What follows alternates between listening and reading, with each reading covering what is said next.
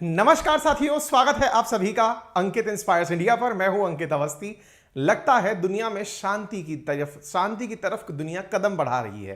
कुछ दिनों पहले आपको ज्ञात होगा कि चीन के प्रयासों से सऊदी अरब और ईरान एक दूसरे के निकट आ गए थे और हमने आपको इस खबर को इस तरह से बताया था कि दुश्मन करीब लाने में कामयाब हुआ चीन। और हमने यह भी बताया था कि यह अमेरिका की द्वारा अमेरिका की आंखों में खटकने वाली सबसे बड़ी चीन के द्वारा की गई हरकत है। दो दुश्मनों को करीब लाकर दुनिया में वर्चस्व दिखाने की जो प्रयास चीन ने किए थे, कुछ वैसे ही प्रयास अब अमेरिका ने कर दिए हैं। अच्छा है, पहले लोगों को बांटकर ताकत दिखाने वाले देश अब लोगों को जोड़कर अपनी ताकत का एहसास करा रहे हैं।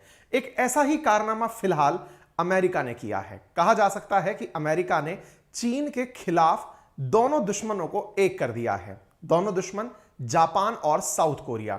जापान और साउथ कोरिया दुश्मन थे या नहीं, यह अक्सर लोगों को नहीं पता होता है। इसके पीछे का बड़ा कारण है कि जापान और साउथ कोरिया दोनों ही अमेरिका हितैषी हैं, या यूं समझिए कि अमेरिका के प्रभाव के रहने वाले देश हैं। लेकिन ये दोनों आपस में एक दूसरे के दुश्मन थे और इनकी दुश्मनी का क्या कारण था वो आज के सेशन में आप लोग जानेंगे। और ये कितने बड़े दुश्मन थे, कैसे इंसानियत को शर्मसार करने का काम जापानियों ने किया था। जो जापानी आज दुनिया में अपने सिविलाइज्ड रवैये के लिए जाने जाते हैं, जो जापानी आज दुनिया में इसलिए जाने जाते हैं कि ये बहुत समझदार लोग हैं, उनके बारे में जब आज आप जानेंगे तो आपका सर खुद शर्म से झुक जाएगा।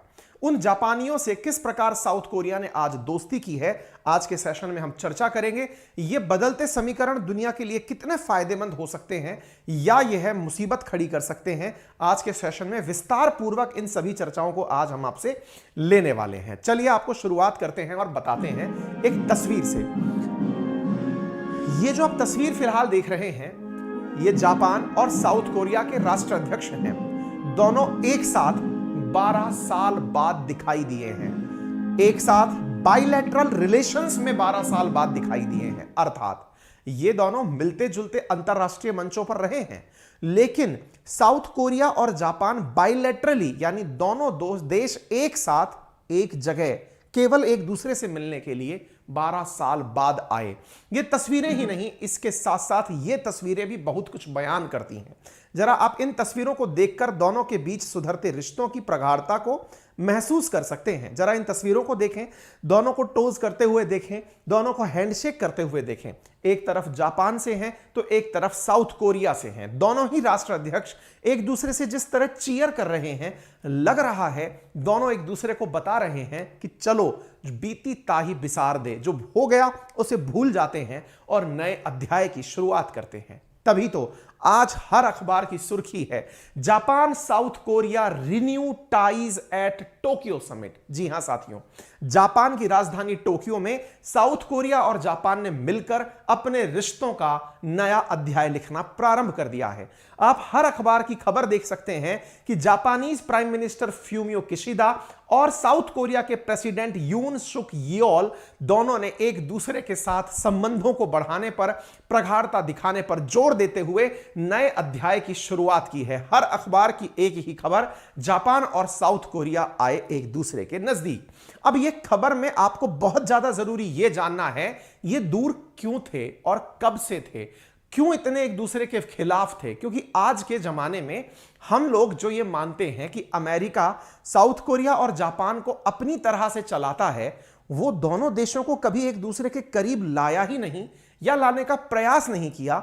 और आज यूएस इस बात पर तारीफ करते हुए साउथ कोरिया से कहता है कि आपका अमेरिका में स्वागत है, आपको इस बात के लिए व्हाइट हाउस इनविटेशन भेजता है।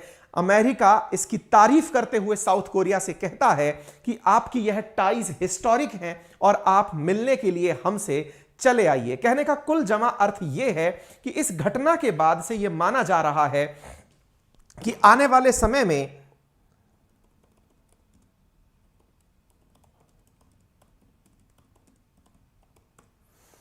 हाँ जी, आने वाले समय में यह स्थिति बहुत ज्यादा मायने रखेगी। मायने क्यों रखेगी? क्योंकि अल्टीमेटली अमेरिका कहीं ना कहीं साउथ कोरिया को इसका एडवांटेज नॉर्थ कोरिया से टक्कर देने में देगा। फिलहाल इन दोनों को नजदीक लाने वाला अमेरिका है या ये दोनों भाई लोग हैं, ये तो आप भी जानते हैं। आप अच्छे से जानते हैं कि जहां एक और साउथ कोरिया का पड़ोसी north Korea Kim Jong Un के कारण बहुत परेशान है, क्योंकि किम जोंग उन जिस समय ये लोग एक दूसरे से मिल रहे हैं उस समय भी मिसाइल चला रहे हैं। वहीं दूसरी ओर जिस तरह से साम्राज्यवादी नीतियों के तरह से विस्तारवादी नीतियां अपनाता हुआ चीन पूरे साउथ चाइना सी और ईस्ट चाइना सी पर अपना प्रभाव छोड़ रहा है, उसके चलते इन्हें एक दूसरे के नजदीक आना पड़ा। यानी अब फिर से गुटबंदियां होना शुरू हो रही हैं। इन गुटबंदियों में जहां नॉर्थ कोरिया को आप नजरअंदाज नहीं कर सकते, क्यों नहीं कर सकते? क्योंकि अल्टीमेटली चीन और उत्तर कोरिया एक दूसरे के निकट आते हुए हैं, निकट हैं, और ऐसी स्थिति में जापान और साउथ कोरिया अपने बचाव में, क्योंकि दोनों के ही पास किसी भी प्रकार से नॉर्थ कोरिया से निपटने का साधन नहीं है। आपको ज्ञात हो, जिस समय ये दोनों एक दूसरे से मित्रता के हाथ बढ़ा रहे हैं, उसी समय नॉर्थ कोरिया इंटरकॉन्टिनेंटल मिसाइल दाग देता है। वही नॉर्थ कोरिया जिसके बारे में मैंने आपको बताया था कि इनके पास में खाने के लिए दाने भले ही ना हो, लेकिन मिसाइल चलाने के लिए भरपूर पैसा है। यह तस्वीर दर्शाती है कि किस प्रकार से नॉर्थ कोरिया ने, जिस समय साउथ कोरिया और जापान एक दूसरे से करीबी बढ़ाने में बिजी हैं, उस समय इनको धमकाते हुए इंटरकॉन्टिनेंटल बैलिस्टिक मिसाइल चलाता है और अपने आप में यह दर्शाता है कि हम पूरी तरह से सज्ज हैं लड़ाई लड़ने के लिए। तो आप इधर देख सकते हैं नॉर्थ कोरिया में है राशन संकट, कैसे कर पाता है परमाणु परीक्षण। यह एक मैंने सेशन किया था आपको बताने के लिए कि साउथ कोरिया और जापान की सबसे बड़ी चिंता जो नॉर्थ कोरिया है, कहीं वही तो इन दोनों को नजदीक नहीं ले आई। और क्यों ना हो, अगर ये दोनों को एक दूसरे के नजदीक लाने में कामयाब भी हुए हो, तो एक बहुत बड़ा प्रश्न यह खड़ा होता है कि ये दोनों देश एक दूसरे के नजदीक आए हैं, लेकिन क्या हम ये मानना भूल जाएं कि इन दोनों के पास आने में नॉर्थ कोरिया एक फैक्टर जरूर बना होगा, लेकिन दुश्मनी का कारण नहीं बना होगा। आफ्टर ऑल ऐसा क्या था जिसकी वजह से ये दोनों देश एक दूसरे से इतना दूर हुए थे? आज के सेशन में हम चर्चा करेंगे। साथियों, अब तक लगभग 90 मिसाइल नॉर्थ कोरिया 2022 में लॉन्च कर चुका है। टेंशन जरूर है नॉर्थ कोरिया, लेकिन एक दूसरे की दुश्मनी का कारण नहीं है। आज के सेशन में यह जानना बहुत इंपॉर्टेंट होगा कि साउथ कोरिया और जापान एक दूसरे के दुश्मन क्यों थे। क्यों हम ये कह रहे हैं कि 12 सालों से जो देश एक दूसरे के करीब नहीं आए, वो आज एक दूसरे के नजदीक आ गए हैं। आज के सेशन में हम इस बारे में चर्चा करेंगे। साउथ कोरिया ने कहा है कि वो आने वाले समय में कॉपरेशन बढ़ाएगा जापान के साथ और अमेरिका के साथ। इतना ही नहीं, एक खबर यहां यह निकल कर आती है कि साउथ कोरिया ने जापान से कहा है कि जो हम आपसे मुआवजा मांगा करते थे वो हम छोड़ रहे हैं, और जापान ने साउथ कोरिया से कहा है कि जो 2019 से हमने आपके ऊपर बैन लगा रखा था वो हम हटा रहे हैं। आपके दिमाग में यह प्रश्न उठना चाहिए कि साउथ कोरिया ने अल्टीमेटली जापान से कौन सा मुआवजा मांगा था? ऐसी कौन सी हरकत थी जापान की जिसने मानवता को शर्मसार किया था, जिसको लेकर के साउथ कोरिया जापान से हमेशा कंपनसेशन मांगा करता था? आज उसी कंपनसेशन को साउथ कोरिया ने रद्द करते हुए जापान से मित्रता का हाथ बढ़ाया है। वहीं दूसरी ओर जापान ने साउथ कोरिया पर जो कंपनियों पर पाबंदी लगा रखी थी, आज वो उन पाबंदियों को खत्म करते हुए इनके साथ आगे बढ़ रहा है। ये सारी बातें बहुत ज्यादा जानने योग्य हैं। ये तस्वीरें बहुत कुछ बयान करती हैं, हम आपको बताएं, लेकिन उससे पहले थोड़ी सी बेसिक जानकारी इस घटना की जान लीजिए। मेरे प्यारे साथियों, जब हम साउथ कोरिया और जापान की चर्चा करते हैं तो इससे पहले आपको यह बता दें कि once upon a time South Korea और नॉर्थ कोरिया एक ही peninsula, that is Korean peninsula हुआ करता था। कोरियन पेनिनसुला वर्ष 1910 में हुआ करता था और उस समय जापान पैसिफिक ओशियन से निकलकर अपनी सेना समेत इस कोरियन पेनिनसुला पर एग्रीकल्चर करने के बहाने आकर खड़ा हो गया। साथियों, जापान का कोरियन पेनिनसुला पर आना और यहां पर ज्यादतियां करना और सेकेंड वर्ल्ड वॉर तक का जो शासन था, इसने कहीं ना कहीं इतनी एक दूसरे के प्रति नफरत पैदा कर दी जितनी नफरत भारत में अंग्रेजों के खिलाफ थी। शायद भारत ने अंग्रेजों को फिर भी बहुत पहले माफ कर दिया, क्योंकि भारत उनके साथ बहुत पहले ही बायलैटरल रिलेशंस चालू कर चुका है, लेकिन ये एक दूसरे के साथ अब तक अपनी नाराजगी को लेकर चल रहे थे। अर्थात अगर हम टाइमलाइन की बात करें तो 1910 से लेकर 2006 के बीच में ऐसा क्या हुआ जिसकी चर्चा आज की जा रही है, यह हम आपके सेशन में चर्चा करेंगे। लेकिन इस पूरी घटना का अहम पड़ाव विश्व युद्ध है और उस विश्व युद्ध ने उस जापान को एक सभ्य नागरिक बना दिया, उसकी चर्चा आज हम सेशन में करेंगे। लेकिन इससे पहले आपको याद दिला दें कि साथियों, जापान की वो घटना जिसने जापानियों को रहना सिखा दिया, राक्षसों से इंसान बना दिया, जो आज उनकी हरकतें हैं, वो घटना असल में अमेरिका के कारण पनपी थी और घटना थी हिरोशिमा नागासाकी पर गिराए गए बम की। साथियों, यदि आप जानना चाहते हैं कि हिरोशिमा नागासाकी पर ऐसा क्या हुआ था तो आप लोगों के लिए एक ऑडियो बुक मैंने लिंक में कमेंट बॉक्स के अंदर पिन कर दी है। वहां जाकर इस ऑडियो बुक को आप सुने और यहां से आप अंदाजा लगाएं कि कैसे वर्ल्ड वॉर 2 इंपीरियल जापान को तोड़ने में कामयाब हुआ, 4 घंटे तक शहर कैसे जलता रहा, न्यूक्लियर बॉम्ब ने किस प्रकार से जापान के लिए एक आशीर्वाद का या एक श्राप का काम किया। ऐसे अध्यायों में आप इस पूरी ऑडियो बुक को सुन सकते हैं। यही नहीं, आप इस प्लेटफॉर्म कुकू पर, कुकू एफएम जो कि प्ले स्टोर पर अवेलेबल है, यहां पर आप बहुत सारी इंटरेस्टिंग टेक्स्ट बुक्स को ऑडियो बुक के फॉर्म में सुन सकते हैं। यहां ऑडियो बुक्स को ना केवल आप सुन सकते हैं बल्कि अपने फीचर्स के रूप में ड्राइविंग मोड फीचर या नोट्स मेकिंग फीचर या स्लीप टाइमर फीचर का उपयोग कर सकते हैं। यदि आप लेट नाइट पढ़ रहे हैं या फिर आपके पढ़ने की आदत है तो आप इसे चलाकर छोड़ सकते हैं और यह आपको सुनते हुए एक टाइम के साथ में यूजेबल बनाती है। ऑडियो बुक के फॉर्मेट में कुकू एफएम मात्र 99 रुपीस प्रति माह में अवेलेबल है। लेकिन यदि आप मेरा रेफरल कोड अंकित 50 यूज करते हैं तो आपको यह प्लेटफॉर्म मात्र 49 रुपीस में 10,000 ऑडियो बुक्स पूरे 1 महीने के लिए सुनने के लिए उपलब्ध कराता है। यहां पर ऑडियो बुक्स ही नहीं, बुक की समरीज भी अवेलेबल हैं। मात्र 49 रुपीस में पहले महीने के लिए आपको 10,000 से अधिक ऑडियो बुक्स और बुक समरीज दी जा रही हैं। लिंक कमेंट बॉक्स में दिया गया है, आप इसे अपने मोबाइल में इंस्टॉल कर सकते हैं।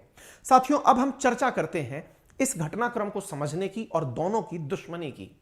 आप जिसको सुनकर के शायद एक बार के लिए स्तब्ध रह जाएं, आप जिस जापान को आज तक वर्तमान जिसको मॉडर्न हिस्ट्री या कंटेम्परेरी हिस्ट्री कहें, जिस जापान को आप जानते हैं, जिसकी असलियत जब जानेंगे तो एक बार के लिए आप शर्मिंदा भी हो जाएं कि इंसानियत क्या इतनी भी शर्मसार हो सकती है। उस जापान की कहानी मैं आपको बताने के लिए ले चल रहा हूं। जरा एक बार मैप का विश्लेषण कर लेते हैं। आपको मैप पर एक जगह जापान की एक बिंदी दिखाई दे रही है। जापान 4 आइलैंड से मिलकर के बना हुआ होकाइडो, होन्शु, शिकोकू, क्यूशु एक देश है और यह आइलैंड नेशन अपने यहां भूकंप से पीड़ित रहता है। यहां पर पूरी तरह एग्रीकल्चर करने योग्य भूमि नहीं है। भूमि नहीं होने के कारण जापानी लोग या तो अपना भरण पोषण समुद्र से प्राप्त मछलियों से करते हैं या फिर खेती करने के लिए किसी और देश का उपयोग करते हैं। ऐसा ही दौर था वर्ष 1910 का, जब जापानियों ने यहां से निकल करके अपने समुद्र को क्रॉस करके पश्चिम की यात्रा करके एक पेनिनसुला पर अपना कब्जा स्थापित किया। इस पेनिनसुला का नाम कोरियन पेनिनसुला था। यह कोरियन पेनिनसुला पहले नॉर्थ और साउथ में विभाजित नहीं था। जापानियों ने वर्ष 1910 से लेकर 1945 तक यहां पर अपना कब्जा जमाए रखा। साथियों, आपको जानकर आश्चर्य होगा कि जापान इसका उपयोग अपनी कृषि जरूरतों की पूर्ति के लिए करता था। इतना ही नहीं, जापान ने इसी प्रकार से चीन का भी बहुत ज्यादा क्षेत्र अपने कंट्रोल में रखा और वहां पर भी अपने उपयोग के अनुसार प्रयोग किए। इसी क्रम में एक दुर्घटनापूर्ण स्थिति दुनिया में पैदा होती है जब जापान की तरफ से जापानी शासन और हिटलर जर्मनी की तरफ से, मुसोलिनी इटली की तरफ से अपनी महत्वाकांक्षाओं पर नियंत्रण नहीं रख पाते और यह विचार करने लगते हैं कि क्यों ना हम तीनों देश मिलकर दुनिया के सभी देशों पर अपना कब्जा स्थापित कर लें, क्योंकि ऑलरेडी हमारे अंडर में बहुत सारा क्षेत्र हो चुका है। अत्यधिक महत्वाकांक्षाओं ने जापान, जर्मनी और इटली को एक कर दिया। वो हिटलर जो कि लगातार यहूदियों से बदला ले रहा था, गैस चैंबर्स में जला जला करके वैसी ही हरकतें करने पर जापान भी उतारू हो गया। साथियों, जापान ने सेकेंड वर्ल्ड वॉर के टाइम जब कोरियन पेनिनसुला पर रह रहे लोगों ने अपने आप को जापान से आजाद करने की चाहत जताई तो इन पर अत्याचार शुरू कर दिए। जापान की तरफ से बड़ी मात्रा में फोर्सेस को कोरियन पेनिनसुला पर भेजा गया। कोरियन पेनिनसुला पर पहुंची हुई जापानी फोर्सेस ने जो दमन और अत्याचार किया वो आज भी साउथ कोरिया और जापान के बीच की सबसे बड़ी कटुता का कारण है। साथियों, आपके मन में फिर प्रश्न बनेगा कि ये नॉर्थ और साउथ कोरिया कैसे बने। हालांकि इसकी लंबी कहानी है, फिर भी मैं एक लाइन में आपको बताना चाहूंगा और वो ये है कि मेरे प्यारे साथियों, नॉर्थ कोरिया और साउथ कोरिया असल में सेकेंड वर्ल्ड वॉर के अंतिम क्षणों तक एक ही थे। लेकिन जैसे ही सेकेंड वर्ल्ड वॉर में हिरोशिमा नागासाकी पर न्यूक्लियर बॉम्ब गिराया गया, उस न्यूक्लियर बॉम्ब के गिराते ही ये दोनों राष्ट्र अपने अपने रास्ते हो लिए। नॉर्थ पर कब्जा कर लिया यूएसएसआर ने और साउथ पर कब्जा कर लिया अमेरिका ने, नीतियों के अनुसार, ना कि फिजिकली। और एक प्रकार से इन दोनों देशों का विभाजन हो गया। यानी जापान के हारने पर जो कोरियन पेनिनसुला छोड़कर जापान भागा, तो उस दौरान ये दोनों क्षेत्र, बचे हुए क्षेत्र, अब अमेरिकी और यूएसएसआर के प्रभाव में चले गए। यूएसएसआर ने अपने प्रभाव में नॉर्थ कोरिया को ले लिया और अमेरिका ने अपने प्रभाव में साउथ कोरिया को ले लिया। इंटरेस्टिंग वाकया देखिए, अमेरिका जापान पर भी कब्जा कर चुका था। आज तक भी अमेरिका जापान की हर नीति को निर्धारित करता है। साउथ कोरिया पर भी अमेरिका ने अपना कब्जा जमा लिया था। वहीं यूएसएसआर नॉर्थ कोरिया के साथ संतुष्ट हो गया था।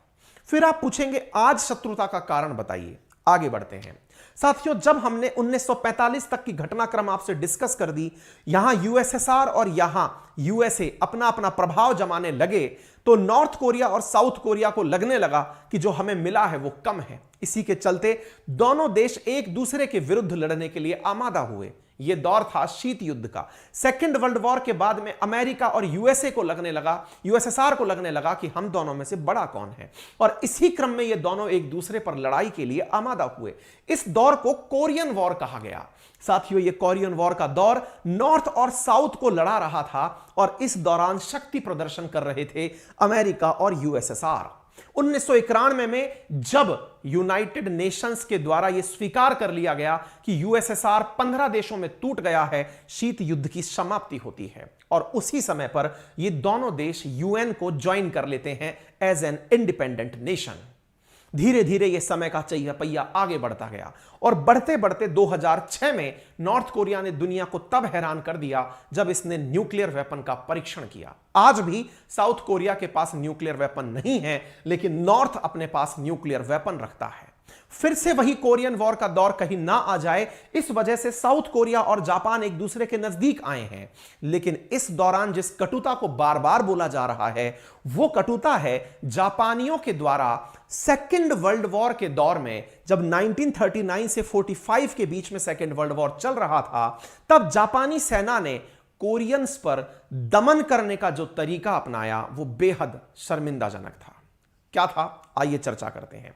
ये जो तस्वीरें आपको दिखाई दे रही हैं, ये तस्वीरें महिलाओं की हैं, लेकिन इन महिलाओं को कंफर्ट वुमन कहा जाता है। महिलाएं जो कि शारीरिक या देह व्यापार में लिप्त होती हैं, उन्हें आप अलग अलग नामों से पुकारते आए हैं। लेकिन जापान में इन महिलाओं को, कोरियन महिलाओं को जो कि सेक्स स्लेव्स थी, इन्हें कंफर्ट वुमन के नाम से पहचाना जा रहा था। ये कंफर्ट वुमन थी क्या और कंफर्ट स्टेशन की कहानी क्या थी, आगे जानते हैं। साथियों, कहा जाता है कि जापानियों ने जब कोरिया पर 1910 में कब्जा किया, उसके बाद वो यहां पर अपना शासन और राजकाज बढ़ाने लगे।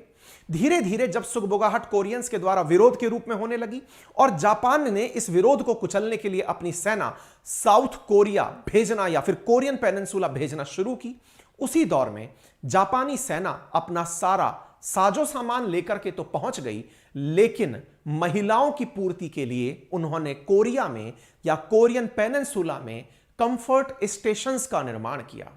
कंफर्ट स्टेशंस वो क्षेत्र थे जहां पर जापानी सैनिक अपनी शारीरिक जरूरतों की पूर्ति के लिए कोरियन महिलाओं को सेक्स स्लेव बनाकर रखा करते थे। इन महिलाओं को कंफर्ट वुमन नाम दिया गया और इन सेक्स स्लेव स्टेशंस को कंफर्ट स्टेशन नाम दिया गया। यहां पर जापानियों ने न केवल महिलाओं को सेक्स स्लेव बनाया, बल्कि उनके साथ जो अमानवीय कृत्य किए, जब उनकी चर्चा पहली बार यूएन के अंदर हुई, तो यूएन में सुनने वाले लोगों के आंखों में आंसू आ गए। जिस जापान ने कभी अपने इस क्रूरतम चेहरे को दुनिया के सामने नहीं आने दिया, वो चेहरा जब पहली बार यूनाइटेड नेशंस में उजागर हुआ तो जापानी इस घटना से शर्मसार हो गए। पूरी दुनिया में जापान के प्रति जो श्रद्धा भाव था, जापान को लेकर के कि ये कितने अच्छे लोग हैं, वो पूरी तरह से शर्म के मारे झुक गया। साथियों, ये दौर था कंफर्ट स्टेशंस का। कुछ इस प्रकार के घरों के अंदर महिलाओं को जिस तरह अस्तबल में घोड़े रखे जाते हैं, ऐसे जापानी सेना के द्वारा कोरियन महिलाएं जो कि बहुत कम उम्र की हुआ करती थी, उन्हें सेक्स स्लेव बनाकर रखा जाता था। और तो और उनको विरोध करने पर या तो मार दिया जाता था या उनमें कुछ ऐसे इंजेक्शंस लगा दिए जाते थे जिसकी वजह से वो कोई प्रतिक्रिया ना दे पाए। यह दौर था जिस समय जापान अपनी उस मद में घूम रहा था, एक मदमस्त हाथी की तरह दुनिया पर कब्जे करते फिर रहा था। उसे लगता था कि अब दुनिया में शायद ही उसे कोई बैकफुट पर ला पाएगा।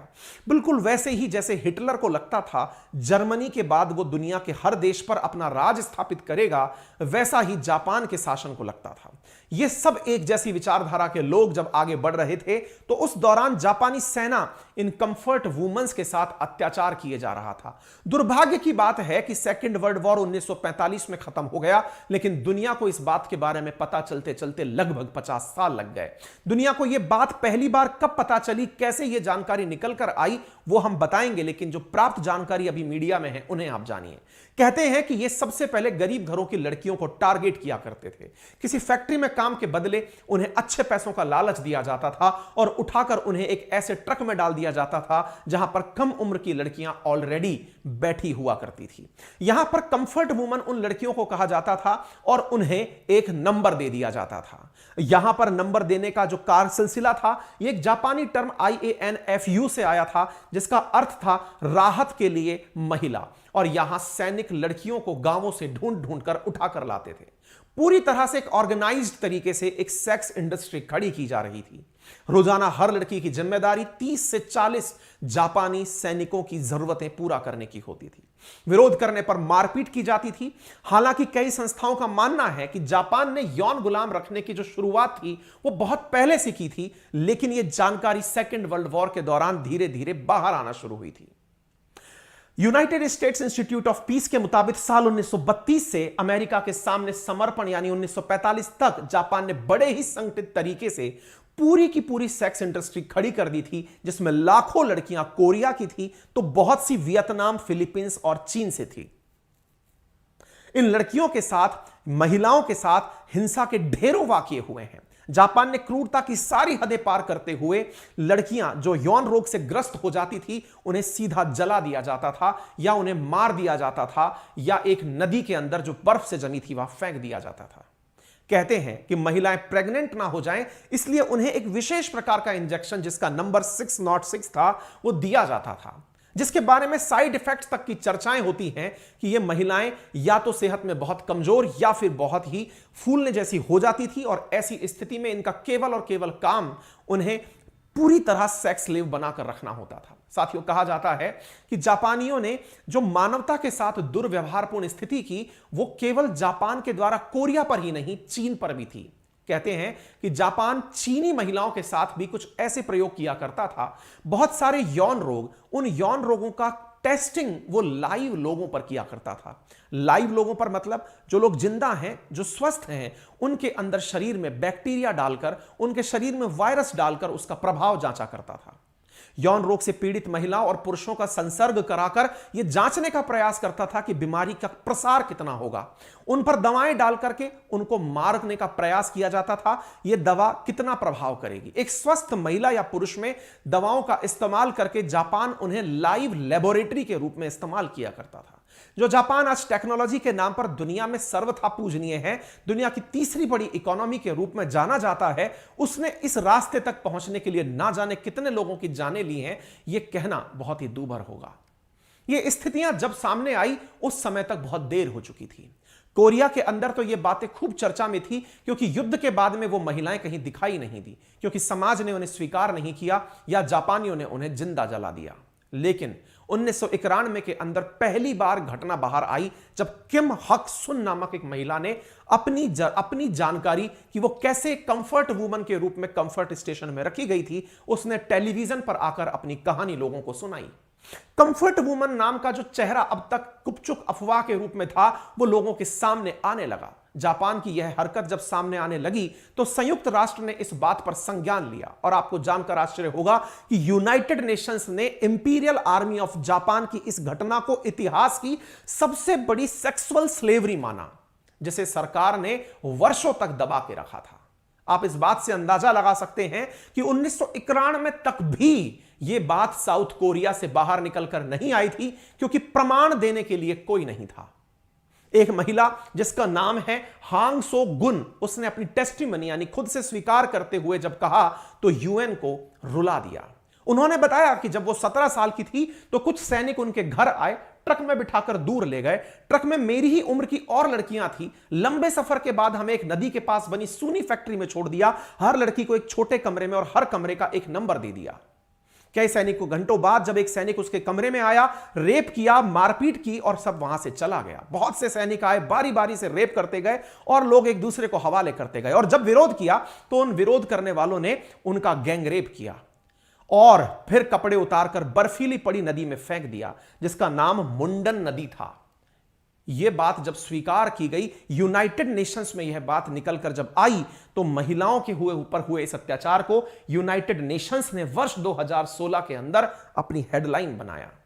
Voices of survivors must be heard, UN chief ने ऐसा कंफर्ट वुमन विक्टिम से मिलने के बाद कहा।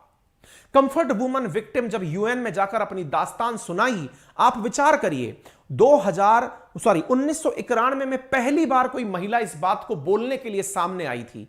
साउथ कोरिया में अंदर ही अंदर जापान के प्रति नफरत थी, लेकिन कोई चेहरा नहीं था। महिला जब बाहर आकर के इस बात को बोलने के लिए सामने आई तो इस स्थिति ने लोगों को रुला दिया।